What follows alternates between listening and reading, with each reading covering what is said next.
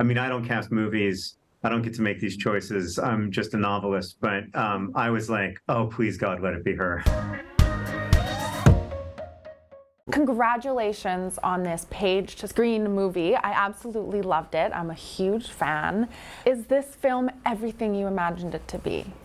It really is. In fact, it's much more than I imagined it to be, because when I was writing the book, I remember thinking, well, there's no way anyone's ever going to make a movie out of this, because it all takes place inside of a character's head. You know, like there is a plot that keeps getting derailed by, you know, what's happening within this person. And that's something that you just can't visualize. You can't like find a way to show that visually.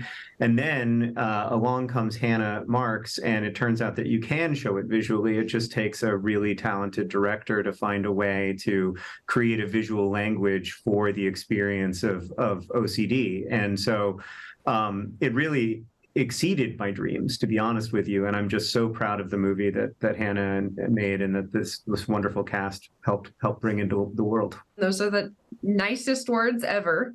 I approached it as a fan, so I really couldn't believe that I got this job in the first place. I mean, it never felt like a job. It's a passion to me.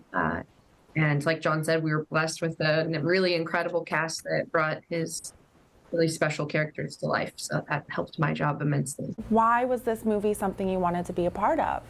I mean, gosh, is it so like cringy basic to just say like all of it? The script was gorgeous. And then on top of that, like the John Green of it all. His book is gorgeous and I think so special, and all of his books are incredible, but I think this is a bit different than some of his other work. And not to mention that he, you know, like raised our generation. Like his books, but also like his online, his crash courses, him and his brother. I mean, it got me through high school. It's such an important story of mental health, and it's also just so real and romantic and heartbreaking, and it's such an invigorating story to read.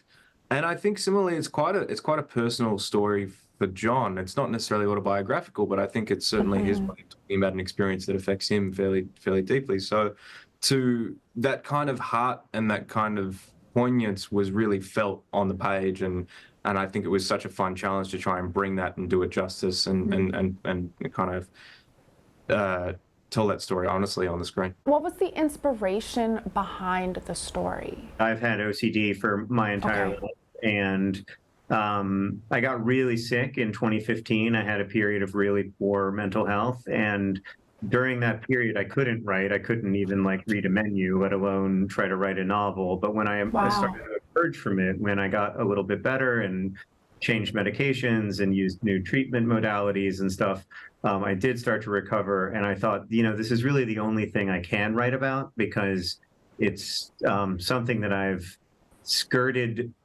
throughout my career without ever really taking on directly. And I really just wanted to try to find a way to write about what that experience is like, so that people who maybe share it won't feel so alone, and so that people who love or support people living with mental illness will maybe have a better understanding of what it's like.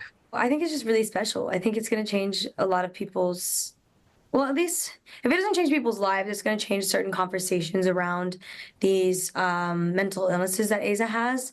Obviously, OCD and anxiety they don't always look the same for everyone.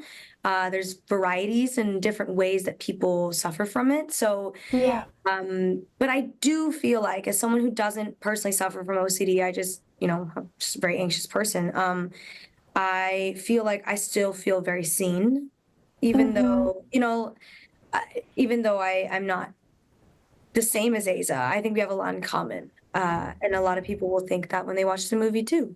Let's talk more about the cast and, the incredibly talented Isabella. How did you know that Isabella was the one to be the main character? From the first time I saw her audition tape, I felt, I mean, I don't cast movies. I don't get to make these choices. I'm just a novelist. But I was like, oh, please, God, let it be her. Like, she's so, it felt like she, even in that initial audition, like she understood something really profound about Asa. And she was delivering the lines like I imagine them in my head, if that makes sense. Like I don't really see faces, but I hear how it's supposed to sound in my mind. And she just sounded exactly like the Asa of my imagination. So, and then on set, she was just remarkable. I loved her audition because she did audition with the voiceover, the internal thoughts, and that's what really blew me away. She didn't play it like she was just reading it. She was feeling everything. And it could have been easy for her to just read that because it's voiceover, not something the character actually says to camera. But she completely brought it as if it would be in the movie the next day. It's still like remembering it, I still am like just astonished. She's very soulful, but she also can bring levity to scenes, which was really important because we wanted to show that she is a full life. I had sort of a cheat sheet, which was, you know, speaking to John Green, who was the one who, this is his story, basically. It's a very personal story for him. And all of the sort of thought spirals were really well written in the book. So I had sort of a reference as to where I wanted my mind to go when it came to the scenes and at what point the scene. And I think the script stayed really loyal to the book. And again, like I even using John as like a source of inspiration, but also like someone I could just ask straight up, like I'm confused about this part. What does this mean? I also just sort of watched him and his mannerisms and like the way he talks, the cadence of like his inflections and intonations and words. And I sort of caught that in a way. Some of it was conscious, some of it was definitely subconscious. When I watched the movie back, it was definitely,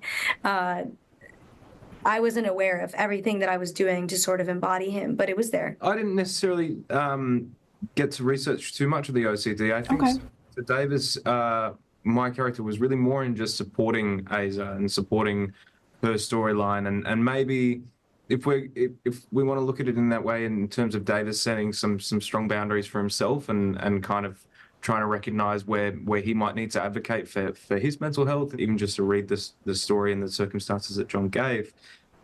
It was just as much of an eye-opening experience and just as much of an education for me as hopefully the film can be for other people. You know, John's generosity, going as deep as he did, as vulnerable, as intimate, to talk about OCD in the way he did in the book, because it is a very personal story for him, was a huge help in learning a lot about it and sort of redefining what OCD means, because that word does evoke a lot of, you know, like contemporary incorrect definitions that we all have.